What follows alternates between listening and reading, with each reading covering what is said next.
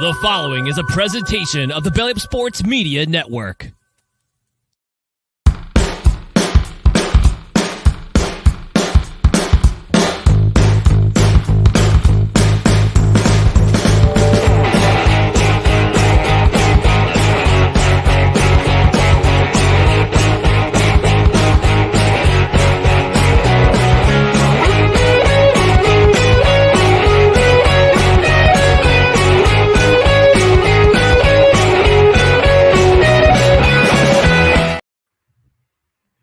Really gotta get some new pictures for introduction.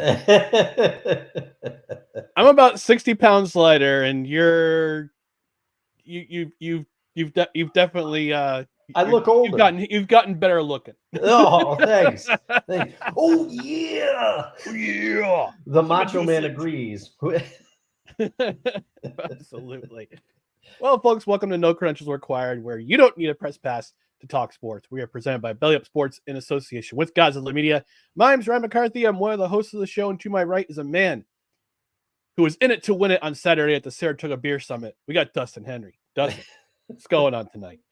I was in it to win it, but I didn't try as many beers as you, sir. I ran into some old friends there. Well, they're both, they're friends of both of ours, but I ended up talking to them for a little bit longer, and I didn't realize how long I was talking. You got in a few more beers than I did at the time. I did. But I gotta say, I enjoyed myself at the beer summit, but there weren't that many beers that really knocked my socks off. I don't know what I was expecting, but I didn't get it wasn't one of those beers where I was like, oh, I got to go out and get this one. A lot of them I had before, or I had some from the brewery before and knew I already enjoyed them. So there weren't as many new discoveries, such as life when you're a person that drinks a lot of beer like both you and I are. True. Yeah, it was a good time. I appreciate you inviting me out. I know it was free 99, as some of our friends like to say. Oh yeah, but yeah, would I go again? Maybe. Yeah, possibly if they had a bunch of different vendors, maybe. I don't know. Now, if we did a live stream from there, that would be fantastic. Oh yeah, that'd be pretty sweet. We can get a little no creds meetup out there. People fly in for all the local cred heads. All the local the mighty 518. Yeah, I don't know how many local cred heads we got here. Hey, I mean, we're growing. I'm hoping we're growing. I mean, come on. I mean, I got some people I got some new peeps who have said that they're subscribed. So we'll see we'll see what's going on. And we're still at the 348 subscriber mark on YouTube, but that's okay. That's okay. We're 2 away from Tree Fitty. But in the meantime, let me tell you, before we get into tonight's episode, we're going to let you know about our social media channels right down here below: Twitter, Instagram, and this now again scarcely used TikTok. It's at NoCredsREQ, Facebook.com/NoCredsREQ, YouTube.com/@NoCredsREQ. And if you wouldn't mind, please do us a favor and like, comment, share, and subscribe to all of our social media networks. We also want to thank those of you who have joined us on the Belly Up YouTube channel. It is on and also our Rumble channel, as both of those will be replayed at 8 a.m. the following morning. On the podcast side, subscribe to the podcast on whichever podcast platform you are on, including Apple Podcasts, Spotify, Spreaker, Good Pods, TuneIn, Pandora, wherever you podcast. Rate and review. A 5-star review would be plenty good. Also, if you're on a platform where you can review the podcast, please leave one. We might even read it on the air. And because it's a live show every Tuesday evening at 8 p.m. Eastern, and some Saturday mornings at 10 a.m. Eastern, we want you to engage with the show. Got a couple comments out there already, but I know, Dustin, we all feel better, even after drinking a lot of beer at Saratoga the Beer Summit. You gotta hear that sound to make yourself feel better. It'll level me out. Here we go.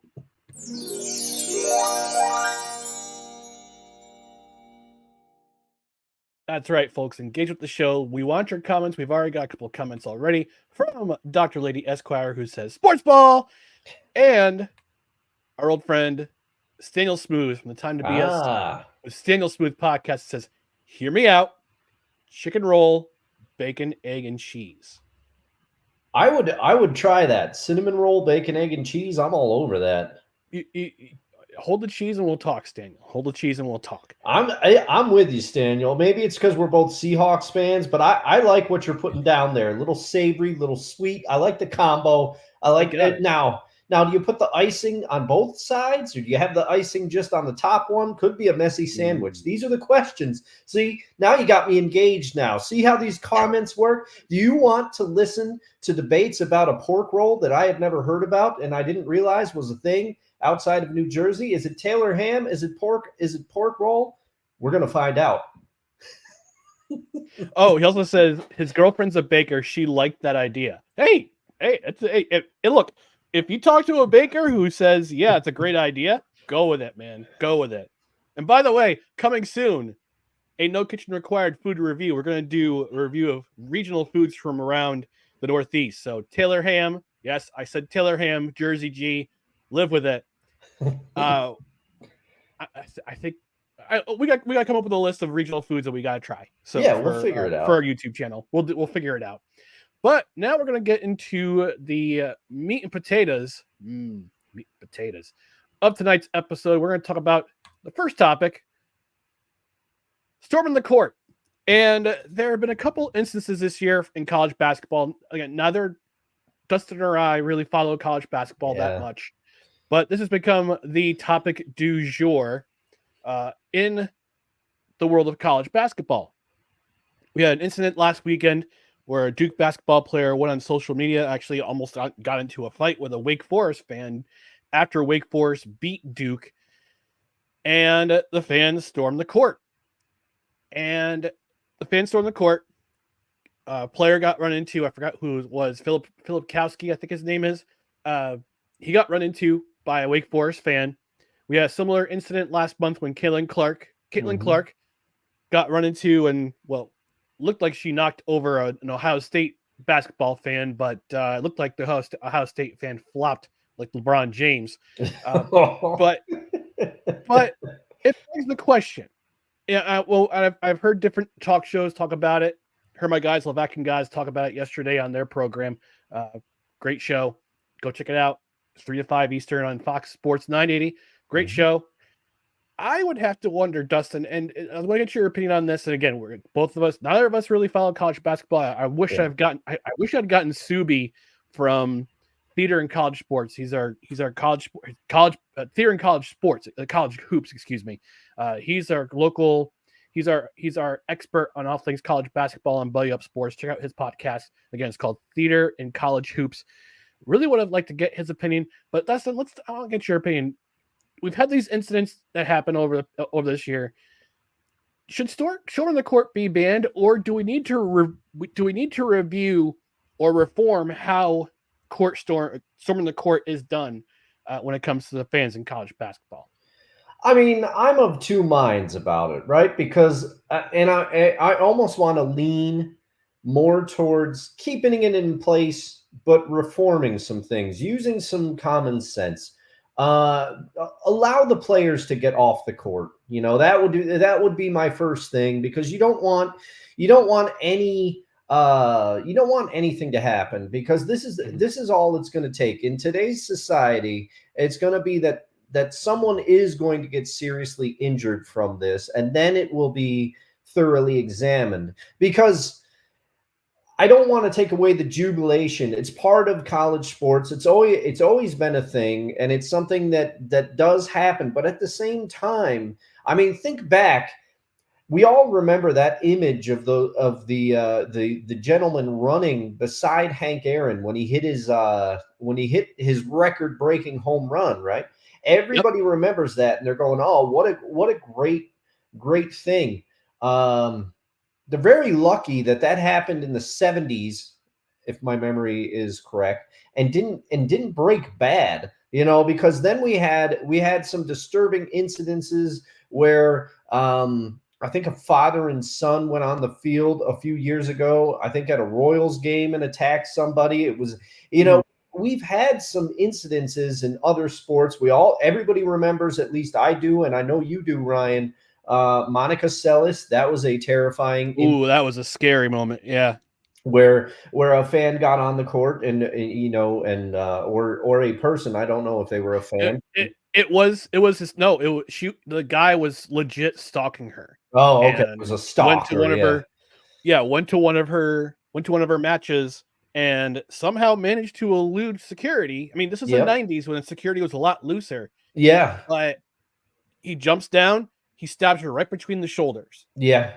I remember Yeah, so that's a dangerous situation. So that's the thing that I'm thinking of. I'm not thinking that anybody wants to do anything nefarious at a college basketball game, but my point is we're never thinking that somebody wants to do something nefarious because the majority of us never would. But I do think that the celebrations can get out of hand sometimes.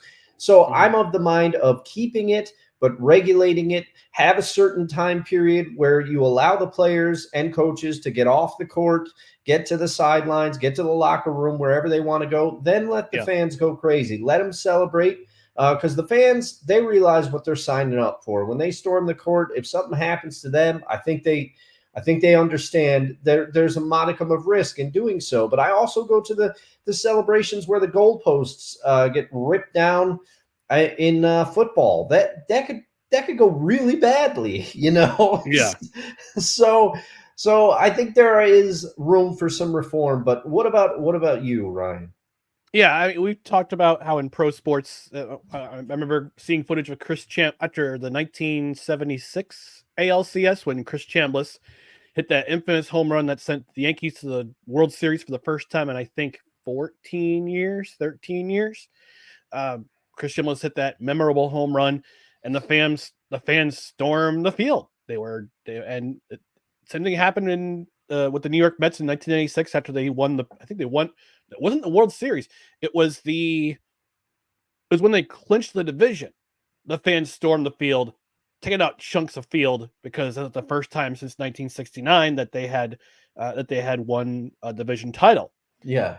We also had, and I will say, Dr. Lady Esquire with the comment, what about the kissing bandit? Yeah, absolutely. Oh, yeah, I remember that. Yeah. We've also seen our share of streakers on the field, too. Remember Super Bowl where that guy was wearing the Borat suit, streaking the field? Yeah. And Kevin Harlan with that magical play-by-play call on Westwood. Yes. I need to bring it up. He is I always, now Kevin Harlan, I have no problem with him calling football games. I love to hear him call football games, but I will always think of him as a basketball announcer because that's where I first heard the dulcet tones of one Kevin Harlan. And also for my past, for some of you that go way back with me, I used to do a video game podcast for a few years. And that's where I remember he was in a couple of NBA video games. A couple of them, it was built. One was, if memory serves, it was him and Bill Walton. And there was a couple iconic lines from that series of video games. Yeah, I found the call, the streaker from Kevin Harlan. Man. We got to hear it. Yeah. Down 20, 5:03 to go. Someone has run on the field. Some guy with a bra. And now he's not being chased. He's running down the middle of the 40. Arms in the air in a victory salute.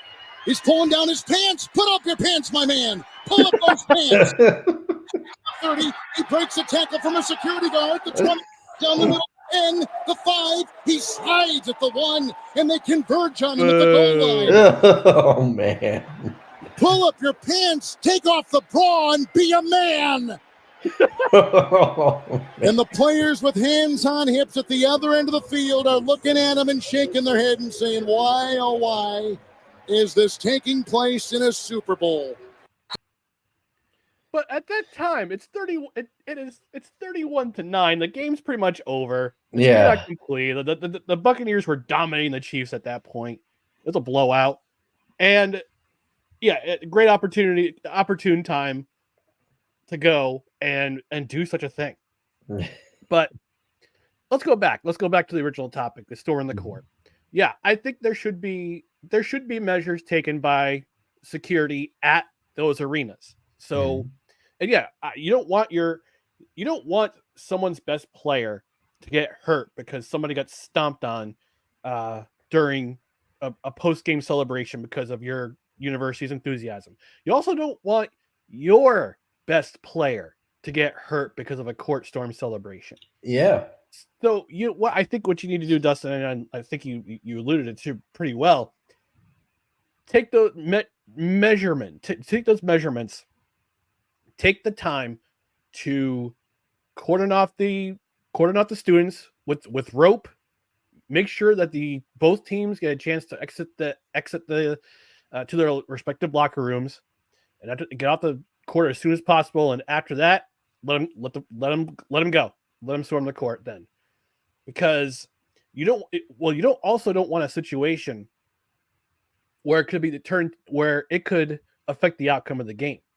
So for instance, you don't want students to storm the court too soon, especially in a tight game, like a 1-point game. You got a few seconds left.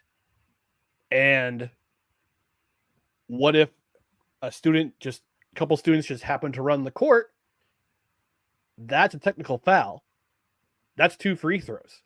Yeah. And that could affect the outcome of the game right then and there. So you're avoiding injury. You're avoiding situations that could turn out the outcome of the game.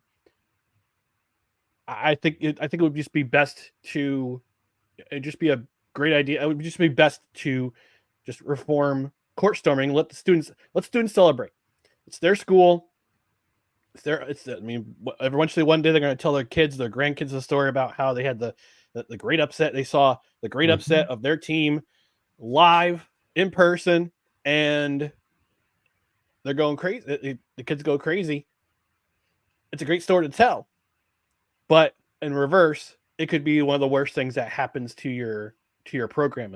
I think that if the NCAA had some stones, because they don't have much anymore in terms of their in terms of disciplining universities, unless it's NIL related, then it's whatever. I think they ought to put these measures out, because you want to avoid injury. You want to avoid the risk of having someone sue your school. I mean, not that it matters, and the endowments of a lot of these universities are in the billions. But you want to avoid liability. You want to avoid your place in the standings in case it affects the game. That's how I feel about it. And let us know in the comments, whether you're watching live or on replay, or if you're following us on social media, what do you think about storming the court? Should it be banned by the NCAA? Should it be reformed? What can you do? What can we do to make sure that nobody gets hurt and the outcome of the game is not affected? Let us know. Yeah, engage with us, please. And also, if you're not watching live and you listen to the replay and you say, "Hey, I'd like to sound off about that," come on over to our Discord and jump in there. The water's nice and warm. Absolutely. I'll let the link in the description on our Facebook and our YouTube, and our YouTube description. Also be in the podcast description as well. So join us. No trolls. I want to express that. No trolls. We will drop the ban hammer. Yes, we will. Yes, we will. I won't be looking at the random guy that told me I look like Elon Musk. Probably a 12-year-old kid. Probably. All right. So our next topic of discussion for this Tuesday night, because again, football season's on it's the off season. So we need things to talk about. And tonight, especially, we're going to talk about a new commissioner to Major League Baseball. It's coming in 2030. Rob Manfred made it clear that when his contract ends in 2019, at the end of the 2019 season, he will not renew it unless somebody else says, "Yeah, let's re-up you." I happen to think this is a good move for Rob Manfred, because he's one of the least popular commissioners of memory. You could go back to Peter Ubroth. You could go back to Faye Vincent. You can go back to Mr.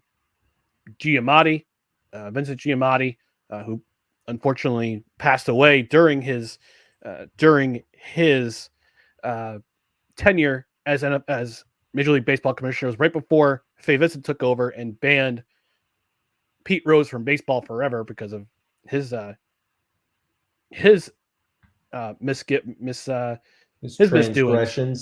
Yeah. There we go. Transgressions.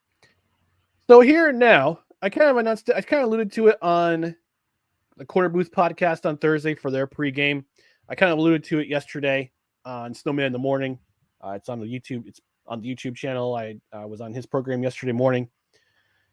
But I kind of want to go into my candidacy, why I'm declaring my candidacy for Commissioner of Major League Baseball. And yet, I know, I just want a disclaimer, I have no law experience. I have zero law experience whatsoever. I have zero experience as an owner. I have zero experience as a player, but I believe the fans, they deserve to be heard. And I'm a fan. And a lot of times we get sick of the crap that the players do. We get sick of the crap the owners do. And we especially dislike Rob Manfred and his tenure as Major League Baseball commissioner. He's the man who almost single-handedly ended. We would not have had a 2020 season if the MLBPA, to their credit, step in and help out and say, yeah, we'll take reduced salaries. We'll take all these measures to mitigate COVID and whatnot, because we didn't know what's going on with that back in the day. Back in 2020, guys are playing to empty stadiums and until the playoffs. State of Texas, God bless them. God bless them. Said, yeah, we'll let fans in the stands. We're not afraid. But Rob Manfred, thank you for your service. But in 2029, it's time to say goodbye. And it's time to bring in one Ryan McCarthy, a.k.a. Rice-Stradamus, a.k.a. Saki Master, a.k.a. Encyclopedia Britannica. There you go. As your new commissioner of Major League Baseball. So let's go over some of the parameters or some of the platforms that I will have running for Major League Baseball commissioner. Number one, no more blackout restrictions. No more blackout restrictions. I know this is big for you. This is huge for me because I went on a little rant a couple weeks ago about it, and I'm going to bring it back because this is an evergreen topic on the show. And it's our show. It's our show. And that I personally hate blackout restrictions. I'm pretty sure you do too, Dustin, because whenever I want to watch a game, if I have an MLB subscription, MLB.TV subscription, or an MLB subscription on my phone, I can broadcast, I can listen to the radio call of the Yankee game. I cannot watch it on my computer unless I install a VPN and the signal will broadcast it from somewhere else. Then I can watch it. But because Yes Network owns the rights to the area, same with SNY with New York Mets fans. There. And from what I remember, Jared from Corner Booth was saying that the Arizona Diamondbacks they're doing a good thing. They're allowing fans to watch in the state of Arizona. You watch any game. I think it was all 162 games for $100. If you lived outside of Arizona, you have to pay $130. But that's actually really good. It's cheaper than having to pay for Yes Network, where you have to pay $200 for the year, and there's no guarantee the Yankee game will be on then. Plus, you got to suffer through the Brooklyn Nets and the New York Liberty and all those other teams that they broadcast. I just want to watch the Yankee game. I don't care about the basketball. I just want to watch the Yankees. Yeah. So the blackouts is also a form of blackmail because, like we alluded to last week or a couple weeks ago, it's a 3.5-hour trip down to Yankee Stadium to watch a game. It's a 3.5-hour trip. Oh, I'd say 3.5 to 4-hour trip back, depending on traffic. Yeah. It's also a almost up to $250 day because you got to pay for the ticket, got to pay for gas, got to pay for tolls, got to pay for concessions. If you want a beer, it costs you $12. If you want a hot dog, if you want anything to eat, it's going to cost you. It's going to cost you more. If you want a souvenir, it's going to cost you. And this also doesn't grow the game. You want more fans. Baseball is no longer. I'm going to put it boldly. Baseball is no longer the national pastime. Yeah, I would agree. It would stop being the national pastime a very, very long time ago. So they got to engage with their fans. For too long they've shut out the fans from enjoying baseball. One of those ways is blackout restrictions. Not everyone has cable. Some people have have alternatives like YouTube TV, Fubo TV, Hulu, like any of those. It unless you have a cable subscription or you have another subscription of another kind, fans aren't going to be focused on the product. Mm-hmm. You want to draw eyes. You want to attract new fans. You want to bring in new fans. Ending blackouts will do that. Ending broadcast blackouts will do that and make the territory wide open for baseball. You should be able to watch any game. And this is what the NFL has smartly done. Even if in your area, like for instance, on the NFL Plus app, I mean it's $14 a month. It's well worth it. Guess what I can do? If the game is not being broadcast in my area, I can just pull up my phone or bring up my laptop and I can watch the game on there, no restrictions whatsoever. Mm-hmm. That's smart. That is smart by NFL Plus.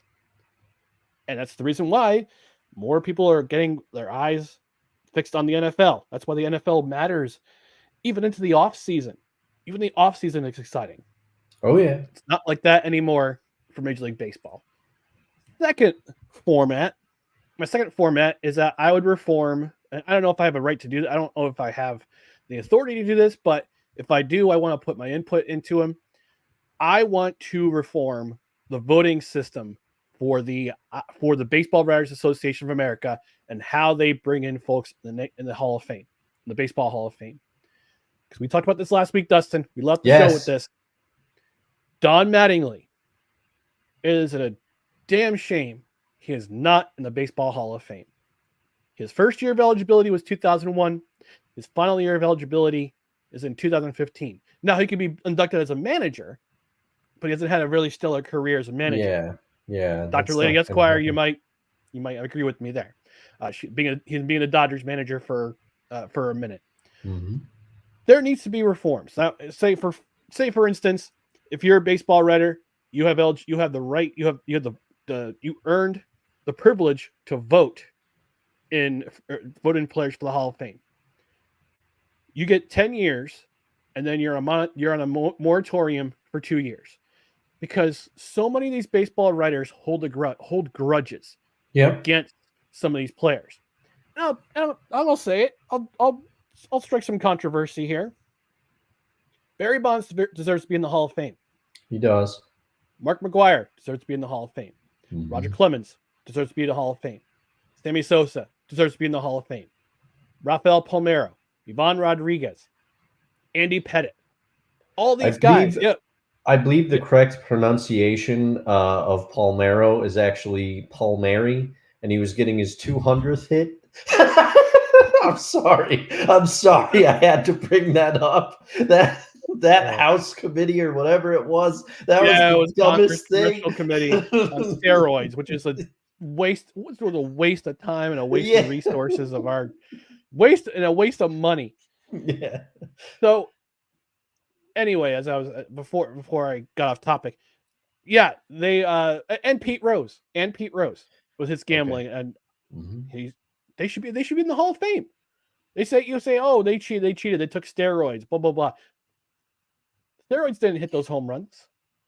No, the steroids they allowed them to recover faster, but they still had to hit. They still had to hit the home runs. They still had to swing the bat. And another thing too. Now it's been a while. But if you look at Barry Bonds' career on the Pirates and on his early tenure on the Giants, because we all saw the bodily changes with Bonds. You can kind of pinpoint the time that he started taking. Okay. You go back and you look at those numbers alone, he is almost Hall of Fame worthy. Mm-hmm. Mm-hmm. Yeah. And you know who allowed all this to happen? Bud Selig, the commissioner of Major League Baseball at the time, because he was so focused on trying to get people's attention after the 1994 strike and how it caused so many people, caused so much pain to the fans, and it caused so many fans to abandon baseball altogether. I have a friend in high school who said after the strike happened, after the strike ended in the 94 season, he's never watched a baseball game since. He could care less about baseball. Wow. So yeah. Is he an Expos fan? No. Hmm. I'm not. I don't remember which fan he was. I remember he was a Packers fan. For the Packers were his football team. I couldn't remember what his baseball team was, but he vowed back then, 30 years later, that he would never watch a baseball. He would never watch a baseball game ever again. And he still hasn't. So the Baseball Writers Association, again, I don't know if I have the right to do this, but I would insist on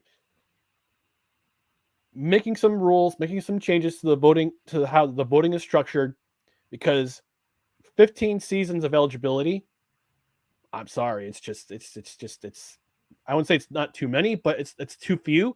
But I would say keep them on the ballot for life. Eventually, those players will get the players like Don Mattingly and Lou Whitaker. Alan Trammell is in the Hall of Fame as a shortstop. Lou Whitaker is not. His battery partner. They were battery partners for almost 20 years on the same team with the Detroit Tigers. Only Alan Trammell is in the Hall of Fame. Lou Whitaker is not in the Hall of Fame, which is a shame. Which is another shame. Yeah, his batting statistics are not impressive, sure, but he was a monster defense at behind on the defense. A 97.1 wins above replacement. Don Mattingly, 9-time Gold Glover. Not in the Hall of Fame. Shame. And the thing is, people are probably going to say, and I'm not trying to hijack your platform. So far, I agree with what you're saying. But people are going to say, "Oh, well, defensive specialists, they shouldn't be in." Well, what do you call Mariano Rivera? He's a pitcher. He was a closer. He had one pitch, but you know what he did with that one pitch? He dominated everybody, and he's in. You know, like he's there. I was there when he got inducted. I was there. He is. I love Mariano, but he is the definition of a specialist. But he was really good at his position. Yeah. Lee Smith, same thing. Lee Smith, who was inducted the same day. Lee Smith, he's also a Hall of Famer. Trevor Hoffman, I believe, is a Hall of Famer too. Yeah, came out to Hell's Bells back in the day. You know, so this argument of, oh, you got to weigh the offensive and defensive stats. Well, catchers get in when their stats are not on par with some of the other, offensive people at different positions. But people always say, well, it's harder as a catcher to generate those numbers. Okay, where'd you come up with that? If you're going to use logic like that, you got to weigh defense as well. Yep, absolutely. Absolutely. Let me see if Mike Piazza's in the Hall of Fame. Okay, he's in the Hall of Fame. Never mind. I was going to say he's in there. I thought he was. It would be a shame if he was out. But terrible soccer owner, all-time great offensive catcher. I'll move quickly with what I'm going to. I'll wrap these last 2 points up. So number 3, if a team wants a new stadium, Major League Baseball should pay for half the stadium, and I'll tell you why. Because I'm so tired. We saw what happened with the Oakland A's. We saw what happened to the Oakland A's, and their owner, who was worth over $1 billion, tried to strong arm the city of Oakland, who could not find a place to put a stadium in that city. They said, "Okay, I'm just going to move over to I'm going to move to Las Vegas, and if fans want to follow, go. Well, you're more than welcome." And I've seen some of the drawings for the new stadium that's going to happen. It's going to go up in Las Vegas. It's an ugly stadium, and on top of that, it's only going to hold like 35,000 people. Oh, that's not enough. How on earth? How and why? I understand McAfee Stadium, the Coliseum, is a dump. We all know it. The players know it. The possum who lives there knows it. It's the possum in the press box. Same. I mean, it's probably the same possum who moved from Chavez Ravine up to the Coliseum. I mean, it's worse than Tropicana Field, and that's saying something. Oh yeah, Tropicana. Oof. But these owners who are worth billion, I mean, these guys are all billionaires. They know how to do business. They know what they're doing. They should not be holding these cities hostage. And I at one point in my life, I said, yeah, these cities should definitely pay for these stadiums. No, they should not pay they should not put up the entire cost of the stadium. Major League Baseball makes enough money. NFL, NBA, NHL, they all make enough money that they can help out. They can pitch in and help out with the cost of building a new stadium. Take the burden off these cities. They got other resources to go to in terms of other things to worry about. Not to worry about a sports stadium being built. I mean, they could have worked with the city of Oakland. I understand the city of Oakland government. That's another podcast. I'm not very reliable. Yeah.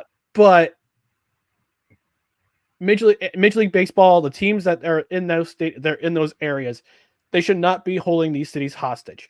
And on top of that, if they want to build a stadium, if they want to build a new stadium, not only will Major League Baseball put up half the money for it, your team is also required to sign a 5-year no movement clause while you're negotiating with those cities. I like it. I like it because it stops. One, I'm not saying this just because I still think the Sonics got screwed, but it also stops. It also stops things from like Al Davis. Remember when Al Davis threatened to move the Raiders to Irwindale? He threatened to move the Raiders all the time. This would stop things like that from happening because, you've got this agreement in place. And also if the owner or the league is footing half of the bill, they're going to think twice before they're in negotiations to move already. Yeah. So MLB got to do our part in helping this team stay where they are. My fourth platform, I'll be very quick with this. Work with the MLBPA to institute a soft salary cap, because you see these rosters and how much their payroll is. I mean, the Shohei Ohtani is he's not going to make $50 million, but his contract is worth $50 million. 48 of it is deferred this year, so he gets paid only 2. Only 2 was on the books. But you see these giant contracts, and you see these ultra low payrolls. The A's, the Rays, I don't say the Rays anymore.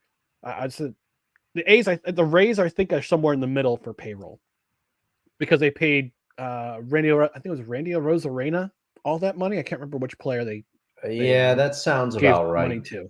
Or no, Wander Franco. It was Wander. They gave him they gave him the $100+ million contract. That might not work out so well. But think about it, like the A's, the Reds, the Pirates, in a way the Royals, even though they just gave Bobby Witt Jr. that huge contract. A lot of these payrolls are way below what they should be.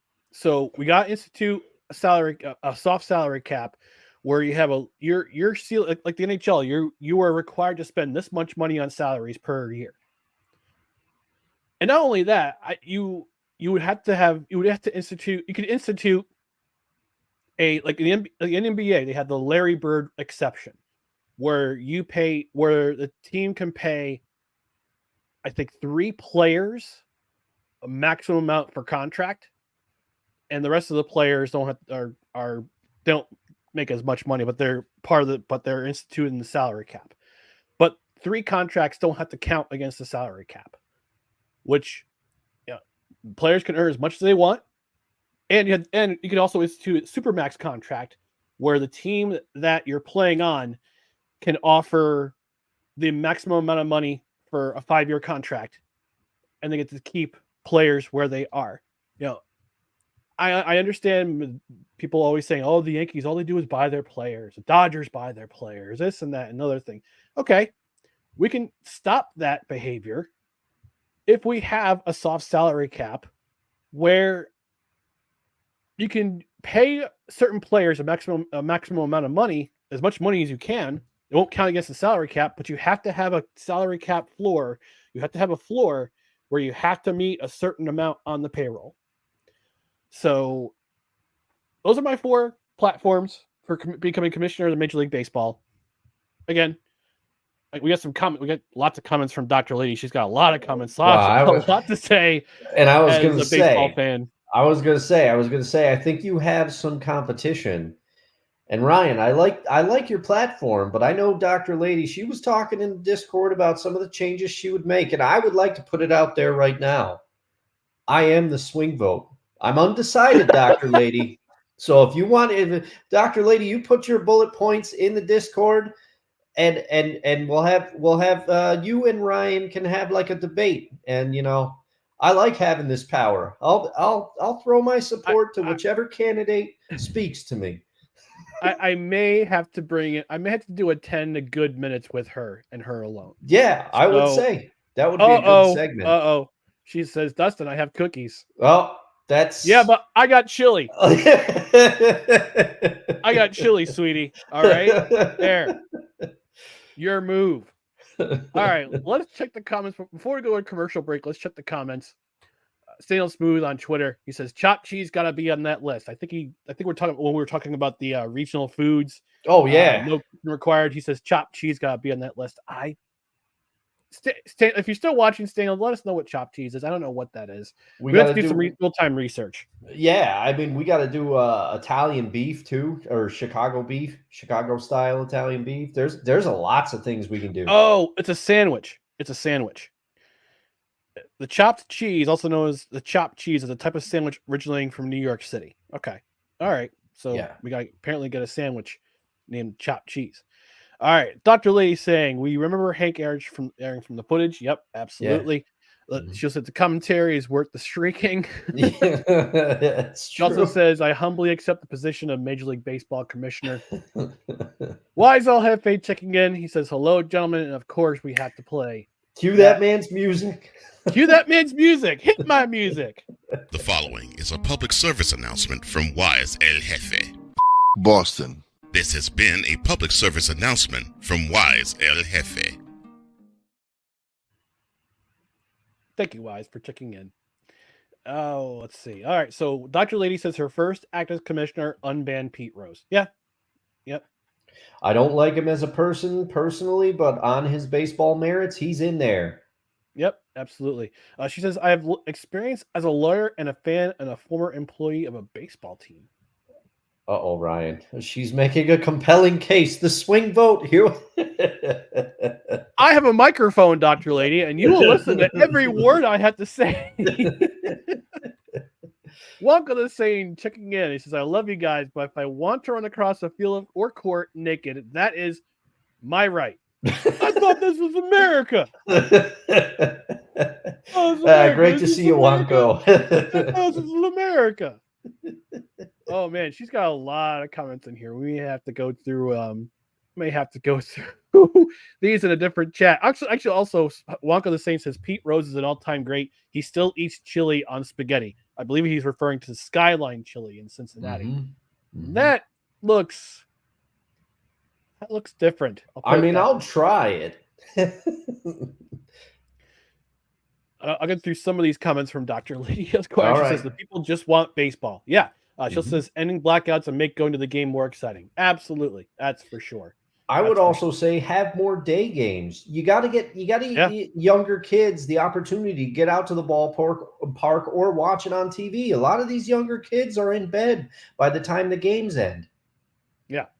Advertisers pay most of the bills for the team, make it more affordable to spend the day at the stadium. Yep. Absolutely. I agree. Bud Selig turned a blind eye, and it may have hurt the sport in the long run. For sure. For sure. Between the strike, between the summer of '98, which was exciting, but unfortunately it was a magical summer. Yeah, but until it had a very dark ending. Yes. Which kind of which really stinks. I mean, but and also with strong arming these cities for a new stadium. For example, Milwaukee, he was owner of that team at the time while still a commissioner, which to me, that's a conflict of interest. Yeah, there we go. Conflict of interest. I owe you a Coke. Hey, Jinx. Jersey G checking in. Dagnabbit, I lost track of time. Cosmo for president. And Cosmo, of course, if you don't know, is the mascot of Brigham Young University. She also says Ryan knows what real pizza tastes like. Absolutely, because New Jersey pizza is superior pizza. Oh man, a lot That's of a hot New York take. people are coming for you. That's from the top rope, my friend. Then some Chicago people are going to come for you too, and there might be for me. Oh, right, because of the pizza. And then I was telling you, New Haven style pizza. I got to try it. I've never had it. Apparently, there's a very regional style of pizza that originates in New Haven, Connecticut, hence the name. Mm-hmm. And there's Detroit style pizza, which I've never had, but I'll say looks very good. There is a brewery we tried at the beer summit. The Whitman Brewing Company in Saratoga. Oh yeah, they had Detroit style pizza. So okay, we'll try that out. Let's do a no kitchen required episode up at Whitman. Sick Diggy checking in from Norway. Greetings from Norway. He also asks, have the A's finally relocated the possums from the stadium? I don't know. I'm not my brother's keeper or the keeper of what the A's do with their time in the press boxes, but you know. He also says the possums needed a new home, preferably a white wildlife sanctuary. Yes, that's the hobby horse that Sick Diggy has chosen. The possums going to a wildlife sanctuary. And Dr. Lady agrees with us. It's a huge conflict of interest. And Jersey G with the last comment before we go to commercial. New York pizza is just a sloppy copy of New Jersey pizza. Oh man. Jersey G from the top rope. Yeah, she's coming off. A lot of people are doing the Macho Man elbow drops tonight. Oh, yeah. And are we going to be getting into another one from one Evander Kane? Oh yeah. All right, sorry. That's a teaser. Yeah. And we'll go to that topic in just a moment. This word from one of our commercial sponsors with Belly Up Sports. You are tuned in to No Credentials Required. Hey everyone, it's Ryan from No Credentials Required to talk to you about one of our newest partners at Belly Up Sports, SeatGeek. Yeah, live sports is great on television, but the feeling of being at the arena is a priceless experience. That's why our friends at SeatGeek are there to help you find the best tickets at the best prices. Not only can you get tickets to sporting events, we can also get tickets to concerts, comedy shows, musicals, and more. Search for your desired event now at SeatGeek.com, enter promo code BellyUpSports at checkout, and you save $20 off your first purchase. SeatGeek. Life's an event. We have the tickets. And no, you did not see me shove a piece of bread in my mouth during commercial break. But SeatGeek, listen, football may be over, but the UFL's coming. Major League Baseball's coming. NBA, NHL, they're in season. And not only are sports in season, but comedy shows are in season, always in season. Mm-hmm. Theater, musicals, those are always in season. You can get yourself a great deal on those tickets by visiting SeatGeek.com. And for new customers, if you enter promo code BellyUpSports at checkout, you get $20 off your order of $50 or more. So check it. And SeatGeek has a great way of telling you what the best prices are for the best seats. You look at the seating map on your desired event. The green dots will show you the best prices, where you can find the best prices for your desired game. So again, SeatGeek.com. Promo code BellyUpSports at checkout. New customers, you save $20 off your first order. Your order of $50 or more. All right, Dustin, let's talk about this comment by Evander Kane. An interview is being interviewed, and I sent you this meme yesterday. Also sent it to a couple other fine folks. And this is what he had to say. Quote, I think Connor, he's referring to Connor McDavid, is better at his sport than LeBron, as in LeBron James, ever was at his. Close quote. Spicy. Dustin, it's spicy take. So I want to get your point of view here, Dustin. What do you agree? Do you disagree? What's your take on what Evander Kane had to say from the top rope? Okay, I feel like people are painting me into a corner here on this channel because It's just me. the last couple of weeks I have brought LeBron James up on the show, and I know he gets a lot of shade. Or some people refer to they can. Yeah, see? Now, I love Connor McDavid. Jesus. All right, we started off on a great note. We're live. I love Connor McDavid. He is a transcendent talent, in my opinion, okay? He's fantastic. And on some level, I get it here. Evander is extolling the virtues of his teammate, which Evander Kane, little bit of controversy, has some qualities that are not so desirable, but you got to love him coming to bat for his teammate here. With that being said, it's a little off base, I think, because LeBron James is currently 39 years old. I believe 39 years old. Mm-hmm. Okay, Evander Kane, are you referring to the version of LeBron James that is using load management and resting, and he's on a Laker team that is kind of scuffling right now? In the last couple of years, the Lakers haven't done anything? Because if you're referring to that version and only that version, then I agree with you. Connor McDavid all day, every day. And I say this as an Oilers fan. This is why I find myself in a surprising position, because Connor McDavid is playing the game on a level that is fantastic, okay? People, I just talked about it a few weeks ago. I watched the All-Stars skills competition for the NHL. One of the announcers called it the Connor McDavid Invitational. Mm-hmm. But to say that LeBron James, I think we need to go back, and I think that I remember this well because I was in college when LeBron James broke into the NBA and had his first full season in the NBA.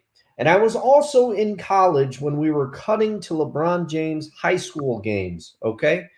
ESPN was cutting to his high school games, and they were being watched. Now, at the time, I thought that was overkill. Still do. That's a lot of pressure to put on somebody. And to interrupt I'm sorry to interrupt your point, but Yeah. they tend to do that with a lot of athletes, Yeah. not LeBron. Yeah, he was.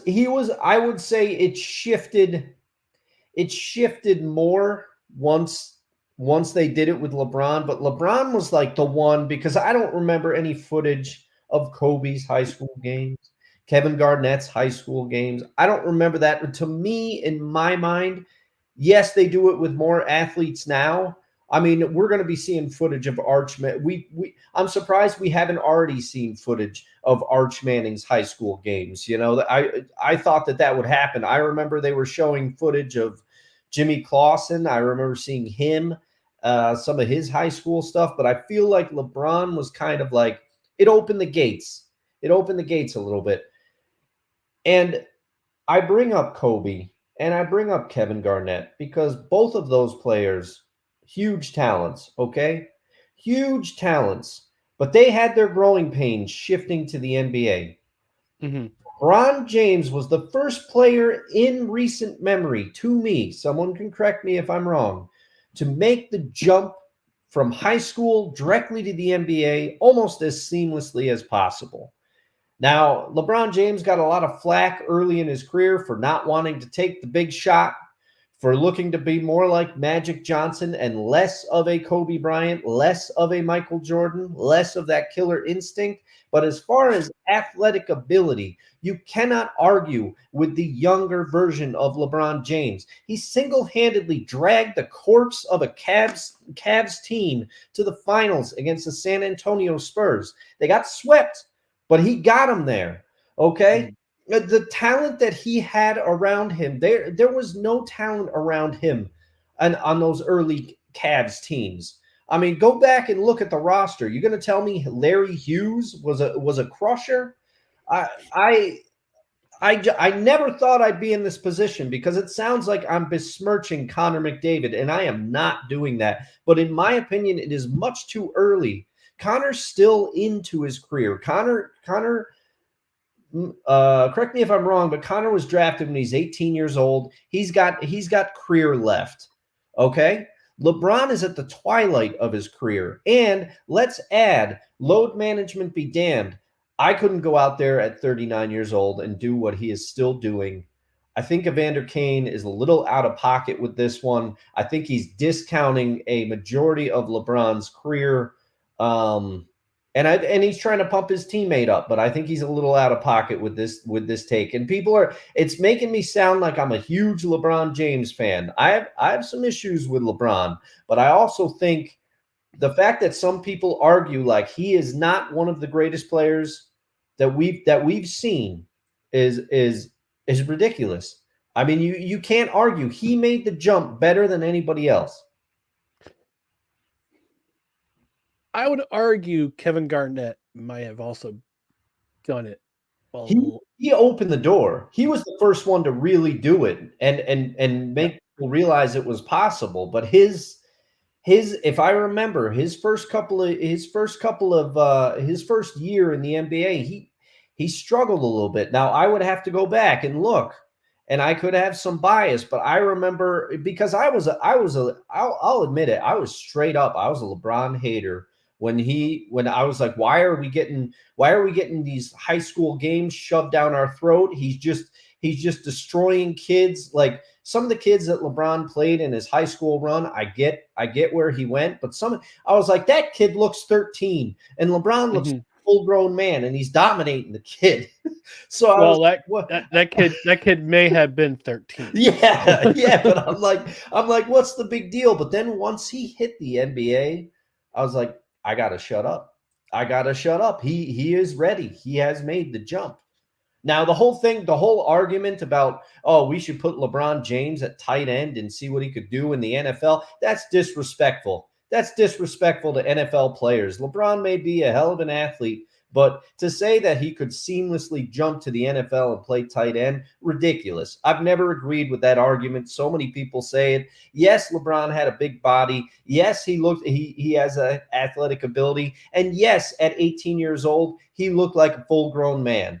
But I think that take is ridiculous. But I still think he made the jump better than anybody. And people can correct me if I'm wrong. If Kevin Garnett really dominated his first year in the NBA, I will take it back. But I still think Evander Kane, I gotta put him in the penalty box for this one. And I'm sorry, I went on a bit of a rant there.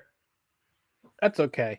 I mean, hey, I put it on you to try to defend somebody here, but I was surprised. I was honestly surprised that you went the route of defending they Kang, because I think it's too early. Connor's doing amazing things, but I think to say that, oh, he's better than LeBron ever was, we don't know yet because LeBron's playing until he's 39. We'll have to see what Connor does when he's 39. And there are so many other things. The NBA is a team game, but I think it's easier for one player to take over a game in aspects. I mean, look at Kobe's performance.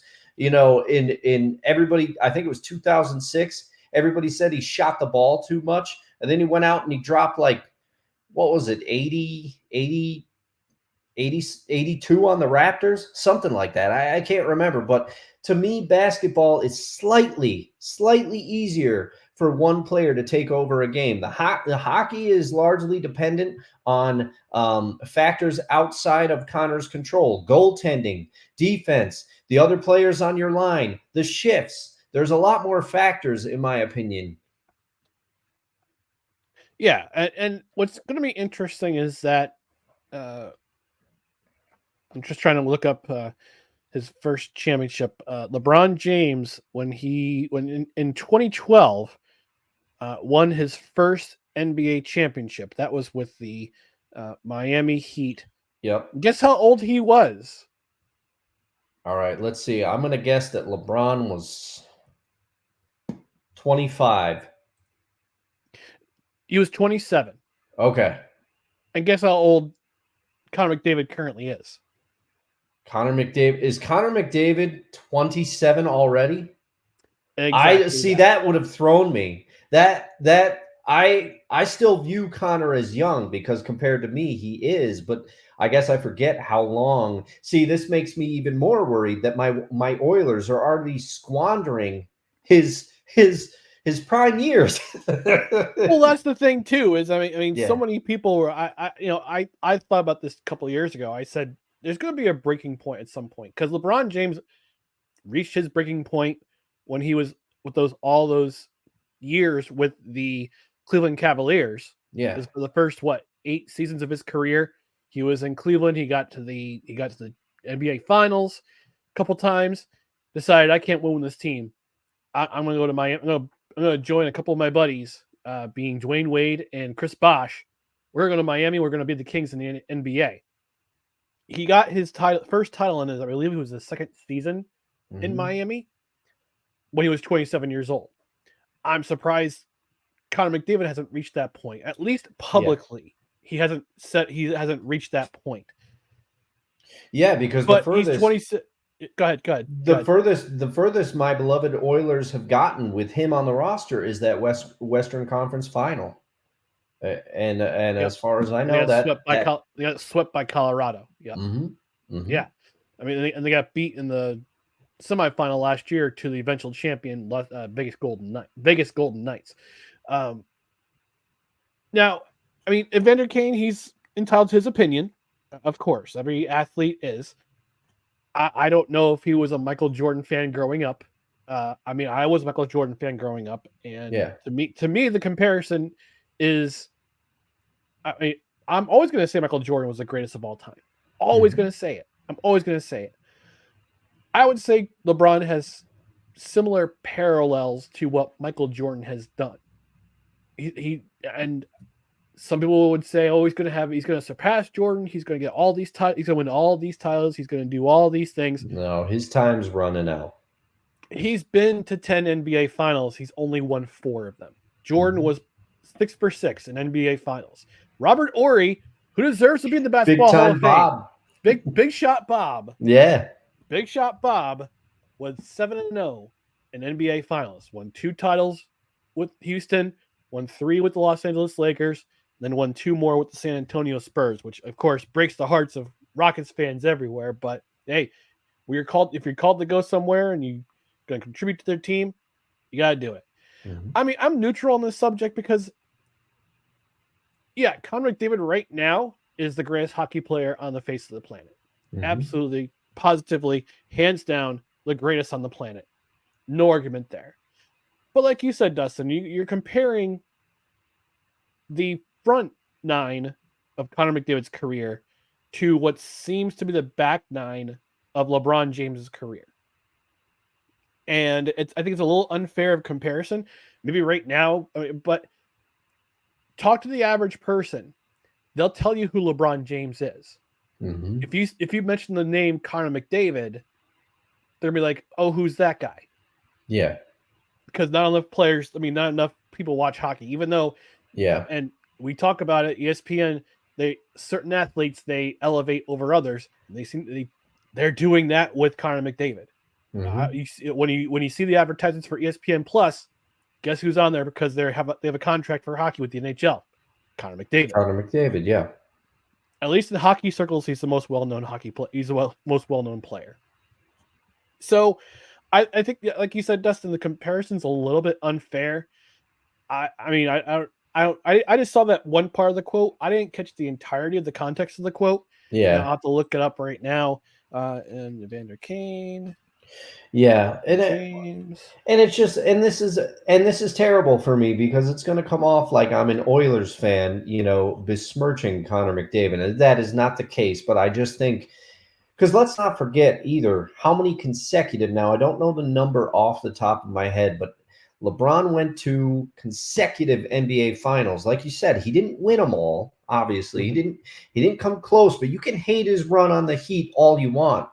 But then he got a lot of goodwill back because he went back and he got a title with the Cavs. They beat that Warriors team that was a buzzsaw. They beat, and it was pretty much I can't remember a lot of the players from that Cavs team, but it was pretty much LeBron and Kyrie. Kyrie Irving Yeah. had the game-winning shot. Yep. It was Not LeBron and James, Kyrie there. Kyrie. There's also who is that kid from Australia? I can't remember his name. Oh. Della Don. No, I can't remember his name. No, His yeah. name all of a sudden. Yeah, Dellavedova. Yes, Dellavedova. Dellavedova. Yeah. He was part of making threes. He was part of the Australia team that almost beat the U.S. for the basketball gold in 2016, I believe. So, yeah. And bold prediction. By the way, bold prediction from Reicher-Damas. The United States men's basketball team will not medal at this summer's Olympics. Oh man, we'll have to see. Hold on. Let me bring up my music. Let me bring up the music.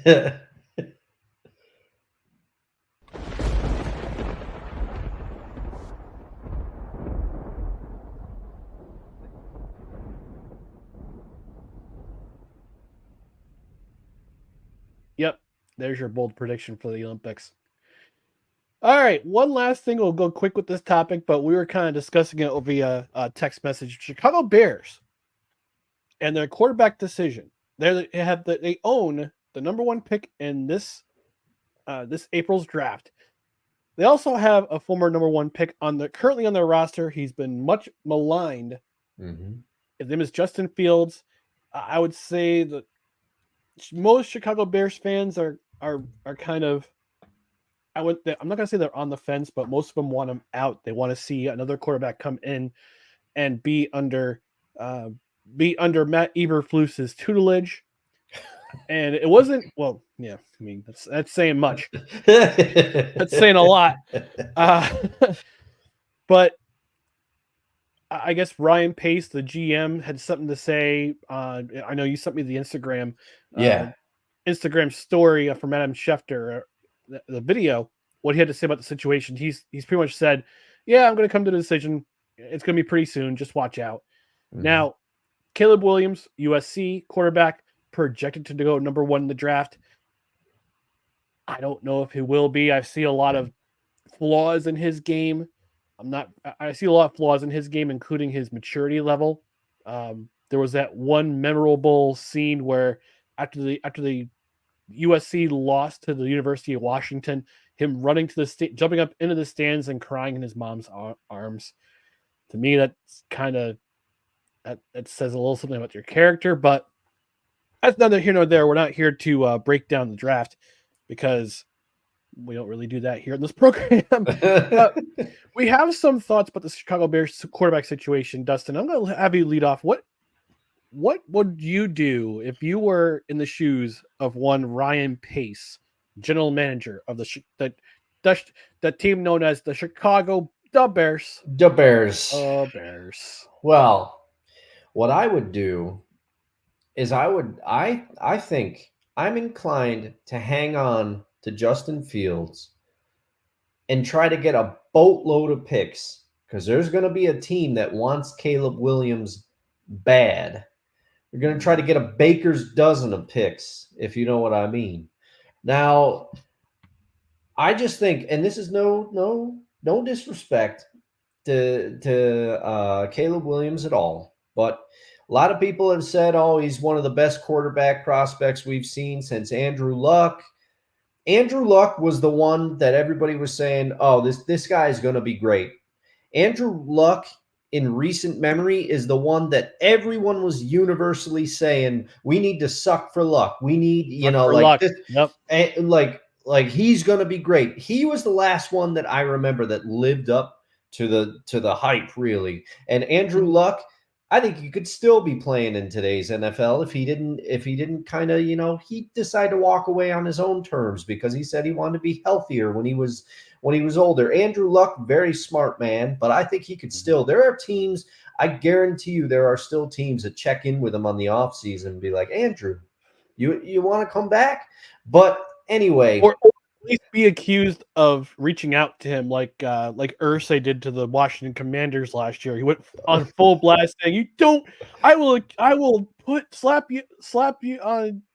slap a tampering suit on you guys. Oh, you yeah. will lose you talked to my quarterback. Now, whether or not that was true, we talked about it months ago on our program.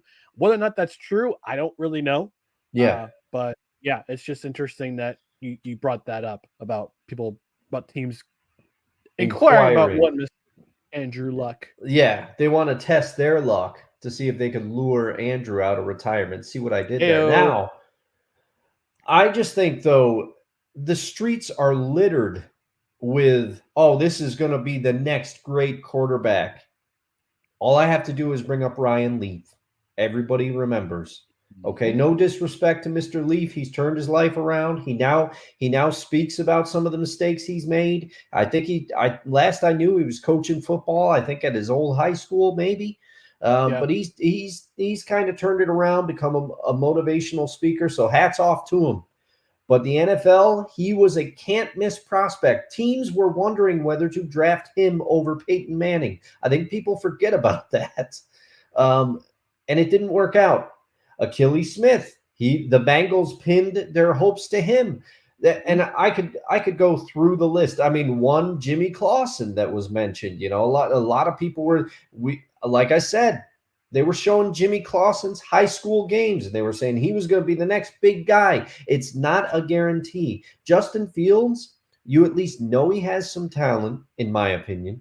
You know what he can do. I'd like to see what he can do with another year in the same scheme. To me, he's too young to give up on now. And to throw it all in for Caleb Williams, I don't know. If I was the GM, I'd rather take the picks, hoard them up, give Justin Fields a little bit more time. If it doesn't work out, then maybe you use one of those picks to draft another quarterback and develop it. But to me, to throw the lot in on Caleb Williams, especially when it appears, Ryan, that there's other teams that would be very interested in Caleb. But to me, I'd rather take what I know over the unknown. And that could be partially my personality, but I want to get your thoughts. I've rambled between me and my surprising LeBron defense. I've rambled on quite a bit now. Yeah. I think if I were Ryan Pace, general manager of one Chicago Bears, I would talk to the Washington Commanders. And I'll tell you why. Because a couple weeks ago, actually roughly a month ago, it's been that long, one Cliff Kingsbury, former head coach of the Arizona Cardinals, former offensive assistant to one, I believe it was the quarterback's coach and advisor to one Lincoln Riley for the University of Southern California, where he coached one Caleb Williams. Mm-hmm. He was hired by the Washington Commanders to be their offensive coordinator for their new head coach, Dan Quinn. I still chuckle when I see Dan Quinn as the head coach. Poor D. Willie. Poor D. Willie. Drew Willie, if you're watching, we love you, buddy, and we're sorry. If I were Ryan Pace, I'd talk to them, because I think the primary reason why the Commanders hired Kingsbury is because he's the one who knows Caleb Williams the best.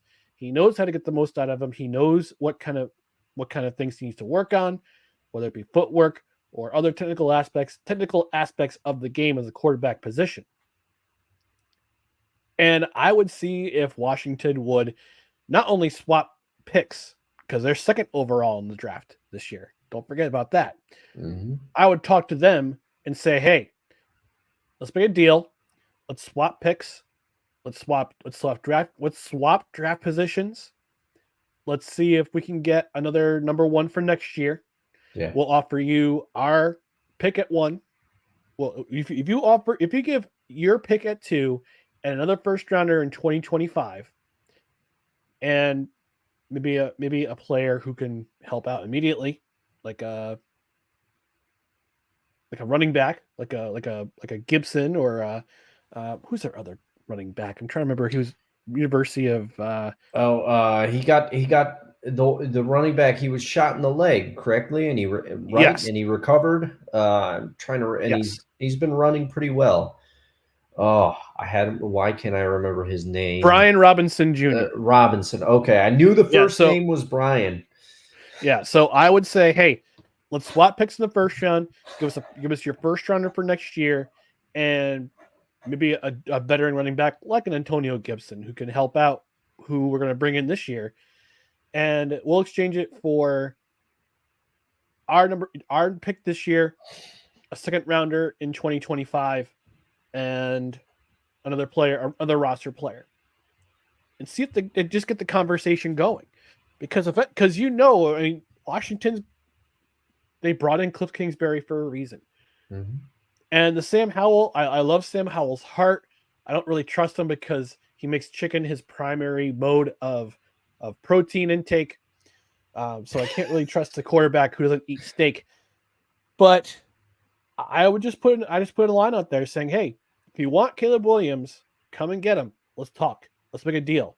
However, if I were Washington's GM, I would be reticent to talk to Pace, because we saw what happened last year with one Carolina Panthers getting their pick, the number one pick that the Chicago Bears held in that draft, because they were so hard, because David Tepper was so hard in terms of getting himself Bryce Young instead of taking CJ Stroud first overall in the draft. Because remember, Frank Reich wanted CJ Stroud. Yeah. And David Tepper said, nope, we're going with Bryce Young. How'd that work out for you? I would be and they basically, the Bears fleeced them. They got DJ Moore out of the deal. They got the Panthers' number one draft choice this year, which turned out to be the number one pick in the draft. Mm-hmm. So I would be very hesitant if I was the Washington Commanders GM. Now, I think for as much criticism as Justin Fields has received, he hasn't gotten a lot of help as the Chicago Bears quarterback. Their offensive line is garbage. Their wide receiver core is garbage. With the exception of DJ Moore. With the exception of DJ Moore, but the jury's still out on him. And you can say, in a sense, Darnell Mooney. Yeah. He had some pretty big plays last year. Almost, he should have caught that ball against Cleveland for that game-ending Hail Mary, which turned into an interception, which ended the game, because that's so Chicago Bears. Yeah. But the Bears, like the Jets did with Sam Darnold, and also you could argue with Zach Wilson, they haven't given Justin Fields a chance to succeed, which is why so many people want him out, which I think is a little unfair. Yeah. Because they set him up for failure right out the gate. And yes, the primary mode of his playmaking ability has been on the run with his legs. Mm-hmm. You haven't really seen a whole lot of his passing ability. So I would think before possibly trading him, you could probably get some return for him in terms of the draft, in terms of collecting draft, getting draft capital. The Bears did that really well last year. Yeah. And we'll see what happens in the future. But I would put it out there. I mean, I would shop around to see if everybody wants Justin Fields. If they don't want him, you're going to have to live with him for another year. And this is his fourth. We're coming into his fourth season with a possible fifth year option. Let's see what happens in year 4 if you can't find a buyer for Justin Fields. I know he's been linked to Atlanta. Some people say he's been linked to Pittsburgh. I've seen that. Which Pittsburgh, I've seen a lot of stuff. There's some rumblings about Russell Wilson going to Pittsburgh. That'd be strange for me. Very strange. But I do have to. The thing is, because I had to remind myself. I looked up the Bears' record from last year. They were 7-10. Okay, and that's with Eberflus. I gave him, and I borrowed inspiration from you, because you used to call Brandon Staley Field, because he would make leads disappear. Well, if you remember, in probably about November on this program, I went on a similar rant after Matt Eberflus blew yet another lead to the Minnesota Vikings on Monday Night Football. Terrible game, but it was a game that the Bears could have won. So to me, they won that game. Oh, they won that one. That's right. They could have lost that game. Though. They could have lost it. I reversed it, but it made me think because there was what spurred this on. I reversed it, and my apologies. But what spurred this on is I remember Mike Tirico saying that was Matt Eberflus's first divisional win. You know, like it's ridiculous. That hurts. So after that, and I did some research because I couldn't believe it. After that, we christened the nickname of Eberfludini to Matt Eberflus because I think there are a few games that were winnable for the Chicago Bears that he screwed up.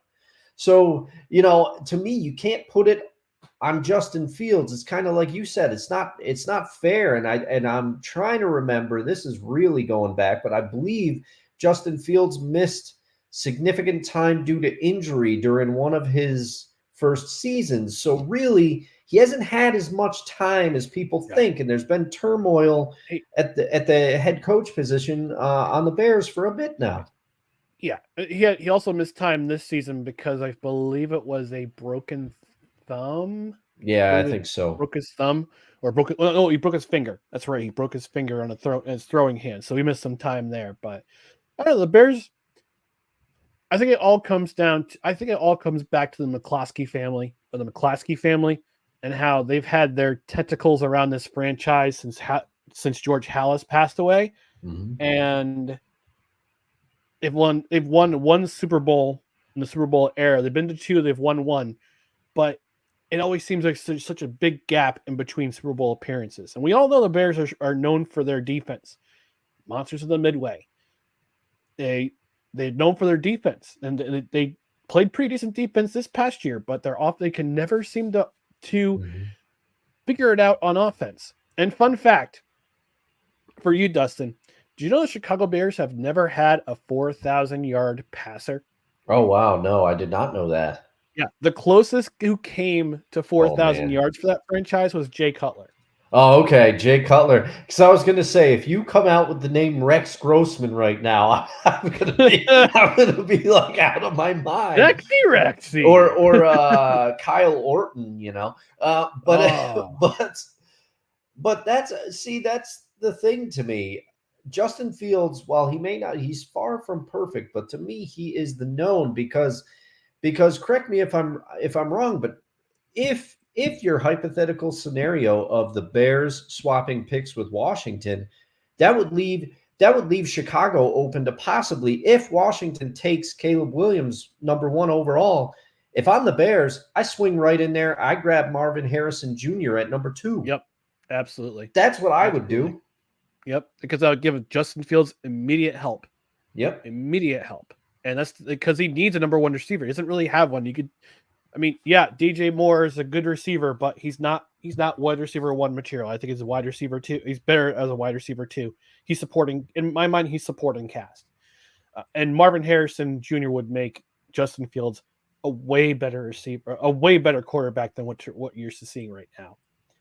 All right, we're going to close out this show. Before we do that, we're going to get some comments in the comment section. Sick Diggy checking in from Norway says, Ryan, I know you're a fighting Irishman, but never fight a Welshman, especially over rugby or football/soccer. We'll see. He also says, during our discussion about LeBron James and Evander Kane from the top rope, Kevin Garnett, Kobe Bryant, and Tracy McGrady all had to pay their dues and endure the growing pains of being professionals. Yep. And I would argue the same thing hockey players have been doing it for a long time. So, Jersey G saying everyone trying to be like Mike. Yep, and LeBron's one of them. LeBron is one of them. I don't think people were going to say he's gonna win more titles than Michael Jordan. He's going to outscore Michael Jordan, which he did. He's going to do all these original things outside Michael Jordan. But he has a Nike shoe contract. B, he made Space Jam 2. So and he wears number 23. So if there's anything, LeBron's a copycat. He's not an original. Yeah. Jersey G also says, I was today years old when I found out his name was Kane. I never saw the name. I thought I was King. I think you're referring to Evander Kane. Stick checking in in the wrestling announcer voice. Evander Kane with the moonsault. And he hits the net. Did you hear the slap? For some reason, sick, I read that in Tony Schiavone's voice. Dr. Lady Esquire says, I was only vaguely aware you were talking about hockey. Wonka the Same says, gotta go. Have a great night. Dr. Lady says, yeah, and Dr. Lady said Mel Gibson. When I was trying to figure out Antonio Gibson's name, she said Mel Gibson. Nice try. Jersey G is buffering for me. Have a great night, guys. And then sick, the last comment of the night. The only thing left for LeBron to do is shave his head. Yeah, it's a giant bald spot. I agree. Watch the progression of the headband. It's pretty hilarious. It's pretty hilarious. For sure. Embrace the baldness, LeBron. And one more comment. Yeah, that's what I did. Yeah. He also says, Dustin, I was thinking in Jim Ross's voice. Bob going! Bob going! That's Evander Kane's music. Yeah, Jim Ross and the King, voice of the 90s. But I did watch a fair share of, voice of wrestling, rather. But I did watch a fair share of WCW in the 90s during the Monday Night Wars. So that's why, for some reason, I think it was the Moonsault, because WCW was more known for cruiserweights at the time. It's true. It's true. They did. All right, folks, we got to get out of here. Before we do that, we just want to remind you about our social media channels right down here below. Twitter, Instagram, the scarcely used TikTok, it's at NoCredsREQ. YouTube.com Facebook.com/NoCredsREQ. YouTube.com/ at NoCredsREQ. If you're watching live or you're watching on the replay, whether it be on the No Credentials Required channel or the Belly Up Sports YouTube channel or on Rumble, please don't forget to like, comment, share, and subscribe. On the podcast side, subscribe to the podcast on your preferred podcast platform, including Apple Podcasts, Spotify, Spreaker, Good Pods, wherever you podcast. Also, leave us a rating. 5 stars would be the preferred number of stars to rate us. And if you're on a platform where you can review us, we might even read your review on the air. That's going to do it for this edition of No Credentials Required, where you don't need a press pass to talk sports. We're presented by Belly Up Sports in association with Gozilla Media. Still up in the air as to whether or not we're going to do a Saturday brunch edition, but we'll keep you posted. We'll look out for the socials. Again, that's why you want to follow us on the social channels. And also subscribe. And also join the Discord chat. We'd love to have you. Again, please no trolls. We will not hesitate to bring out the band hammer and ban you. So, for Dustin Henry, I'm Ryan McCarthy. Thank you for checking in at No Credentials Required, and we'll talk to you next time. Remember, my commissioner vote is up in the air. Good night, everybody. He can be bought.